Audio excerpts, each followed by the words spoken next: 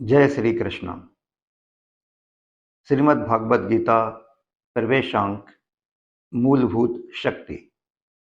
प्रस्तुति Yogiyansh Ramesh Chandra Bhargava from Sunnyvale, San Francisco, California, USA. मित्रों, सर्वप्रथम आप सभी को विक्रम संवत 2081 नव संवत्सर, हिंदू नववर्ष गुड़ी पड़वा और चैत्र नवरात्रि के प्रथम दिवस की हार्दिक शुभकामनाएं। मित्रों, आज बड़ा ही शुभ दिन है।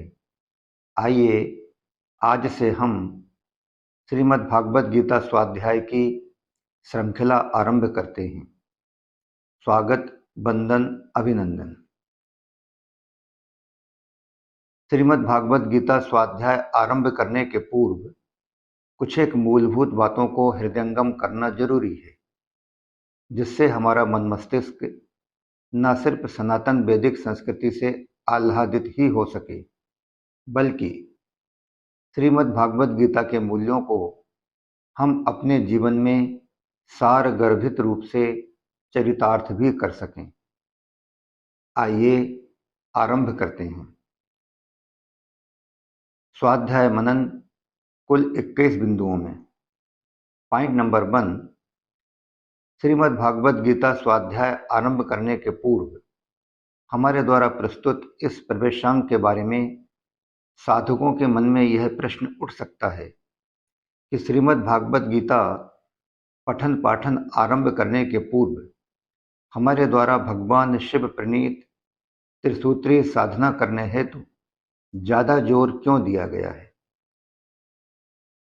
पॉइंट नंबर 2, तो मित्रों, पढ़ने सुनने की दृष्टि से श्रीमद् भागवत गीता को भी एक सामान्य पुस्तक अथवा उपन्यास की भांति जब चाहो तब पढ़ा लिखा या श्रवण किया जा सकता है।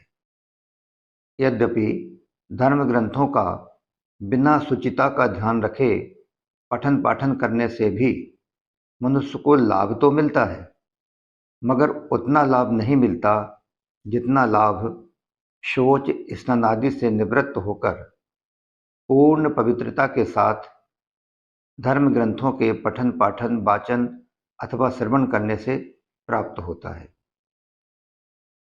पॉइंट नंबर 3, एक अति महत्वपूर्ण बात यह है कि गीता जी का भरपूर लाभ एवं ज्ञान अर्जन करने के लिए संपूर्ण गीता जी का बार बार कई बार नियमित रूप से स्वाध्याय करना नितांत आवश्यक है। चाहे आप जैसे भी करें, हो सकता है कि आरंभ में यह आपके सर के ऊपर से गुजर जाए अथवा इसमें आपको रुचि न लगे, लेकिन जैसे जैसे स्वाध्याय की नियमितता बढ़ती जाएगी, आप इसके गूढ़ मर्मों को जानते चले जाएंगे, वैसे वैसे आपका जीवन आनंदमय होता चला जाएगा। पॉइंट नंबर 4, सामान्य तौर पर अधिकांशतः लोगों की यह मान्यता रहती है कि शौच निवृत्ति द्वारा मल निष्कासन करने के बाद स्नान कर लेने भर से मनुष्य का शरीर एवं मन मस्तिष्क धर्म ग्रंथों की संप्रेषणाओं को स्वीकार करने लायक हो जाता है। इसी मानसिकता को लेकर देश दुनिया में अधिकांश लोग पठन पाठन वाचन अथवा श्रवण द्वारा धार्मिक ग्रंथों का स्वाध्याय करने लग जाते हैं। पॉइंट नंबर 5, देश दुनिया में ऐसे साधक कम ही होते हैं जो धार्मिक ग्रंथों का स्वाध्याय करने के पूर्व भगवान शिव प्रणीत त्रिसूत्री साधना द्वारा अपने शरीर को भीतर से मल रहित साफ शुद्ध करने के बाद धर्म ग्रंथों का स्वाध्याय करते हैं। ऐसे साधकों को धर्म ग्रंथों की संप्रेषणाएं तीव्र गति के साथ कई गुना अधिक मात्रा में प्राप्त होती हैं।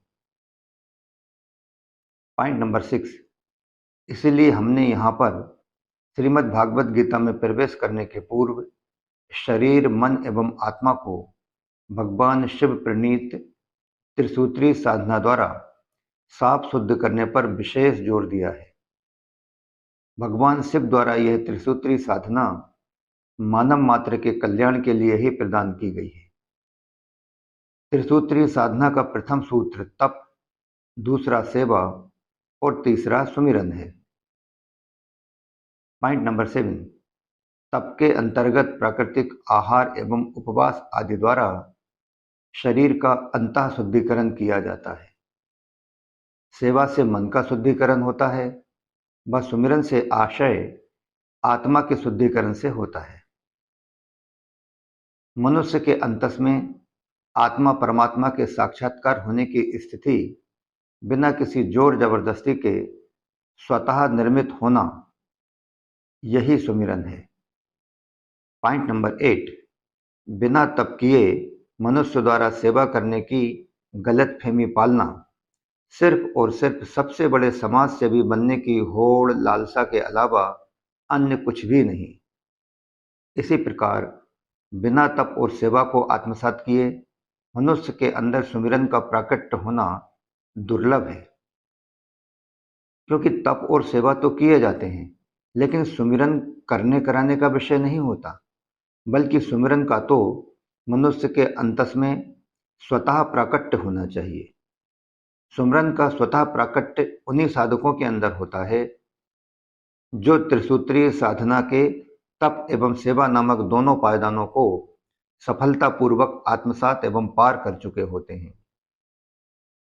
पॉइंट नंबर 9, यही कारण है कि अनभिज्ञतावश संसार में अधिकांश लोग बिना तप और सेवा किए नाम, मंत्र, श्लोक, जप आदि नाना प्रकार के जतन करते रहते हैं और उन्हें ही वे सुमिरन का नाम दे देते हैं।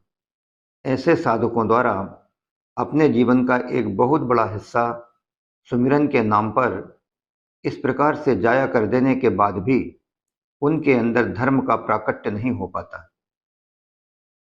पॉइंट नंबर 10, अतः मित्रों, अगर कोई मनुष्य सनातनी धार्मिक ग्रंथों का भरपूर लाभ लेना चाहता है तो बेहतर यही है कि धार्मिक ग्रंथों के पठन पाठन, अध्ययन मनन करने और अनुसरण करने के पूर्व भगवान शिव प्रणीत त्रिसूत्री साधना के माध्यम से सर्वप्रथम अपने शरीर, मन एवं आत्मा का अच्छी तरह शुद्धिकरण कर लिया जाए।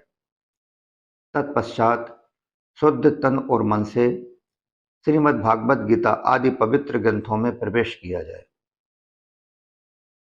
पॉइंट नंबर 11, आइए अब धार्मिक ग्रंथों की मूलभूत महत्ता की ओर आगे बढ़ते हैं।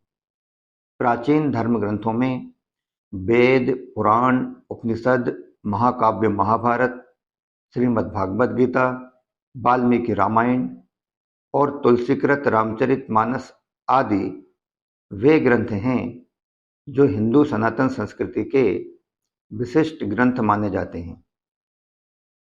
इन ग्रंथों में वेद, पुराण, महाकाव्य महाभारत और श्रीमद् भागवत गीता की रचना मूल रूप से महर्षि वेद व्यास द्वारा की गई है।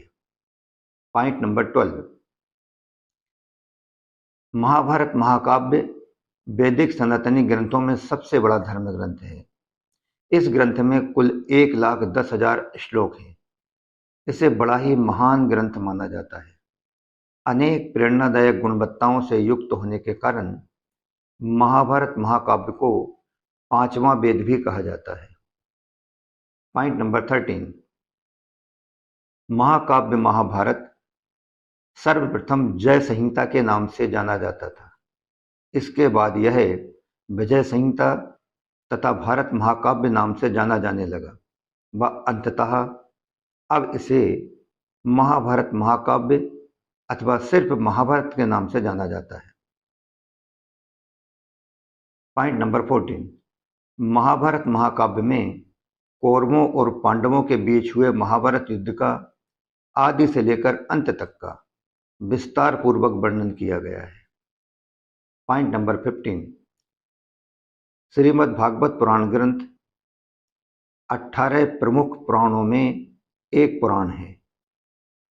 इसमें विशेष रूप से भगवान श्री कृष्ण की बाल लीलाओं के वर्णन के साथ साथ उनकी अन्य जीवन लीलाओं का भी वर्णन किया गया है। पॉइंट नंबर 16, श्रीमद् भागवत गीता को संक्षेप में गीता जी के नाम से जाना जाता है। गीता जी में कुल 700 श्लोक हैं। यह पवित्र ग्रंथ महाभारत महाकाव्य का ही एक हिस्सा है।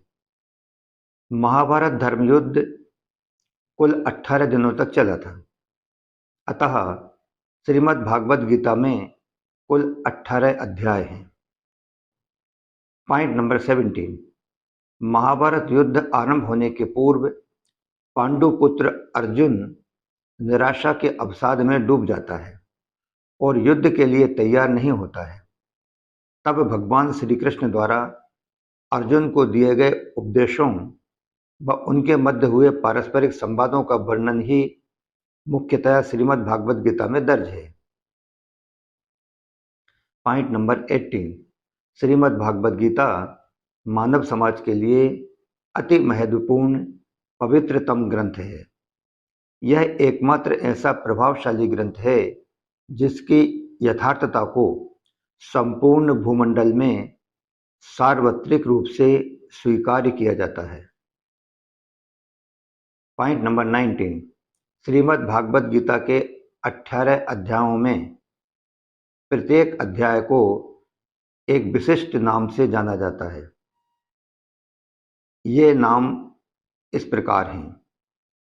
पहला अध्याय अर्जुन विषाद योग, दूसरा अध्याय सांख्य योग, तीसरा अध्याय कर्म योग, चौथा अध्याय ज्ञान कर्म संन्यास योग, पांचवा अध्याय कर्म संन्यास योग, छठवां अध्याय आत्म संयम योग, सातवां अध्याय ज्ञान विज्ञान योग, आठवां अध्याय अक्षर ब्रह्म योग, नौवां अध्याय राज विद्या राजगुहा योग, 10वां अध्याय विभूति योग, 11वां अध्याय विश्वरूप दर्शन योग, 12वां अध्याय भक्ति योग, 13वां अध्याय क्षेत्र क्षेत्रज्ञ विभाग योग, 14वां अध्याय गुणत्रय विभाग योग, 15वां अध्याय पुरुषोत्तम योग, 16वां अध्याय देवासुर संपदि विभाग योग,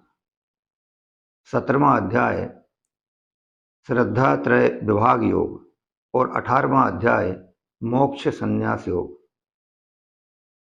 पॉइंट नंबर 20, श्रीमद् भागवत गीता के 700 श्लोक में प्रथम श्लोक ही एकमात्र ऐसा श्लोक है जो धृतराष्ट्र द्वारा संजय से कहा गया है। इस श्लोक में अंधा धृतराष्ट्र युद्ध आरंभ होने के पूर्व अपनी इच्छा एवं उत्सुकता को संजय के समक्ष प्रकट करता है, क्योंकि महाभारत काल में संजय ही एकमात्र ऐसा पात्र था जिसे वेद व्यास द्वारा दिव्य दृष्टि प्रदान की गई थी। Last one, point number 21, Shrimad Bhagavad Gita के प्रथम श्लोक के बाद के शेष सभी श्लोकों में प्रत्युत्तर स्वरूप संजय द्वारा अंधे धृतराष्ट्र को महाभारत युद्ध की एक एक घटना का वर्णन किया गया है। श्रीमद् भागवत गीता का प्रवेशांक यहीं समाप्त होता है। अगले अंक यानी गीतांक 1 से हम गीता जी के प्रथम अध्याय के साथ श्रीमद् भागवत गीता के सभी 18 अध्यायों का सिलसिलेवार एक के बाद एक स्वाध्याय मनन आरंभ करेंगे। जय श्री कृष्णा। योगी अंश रमेश चंद्र भार्गव।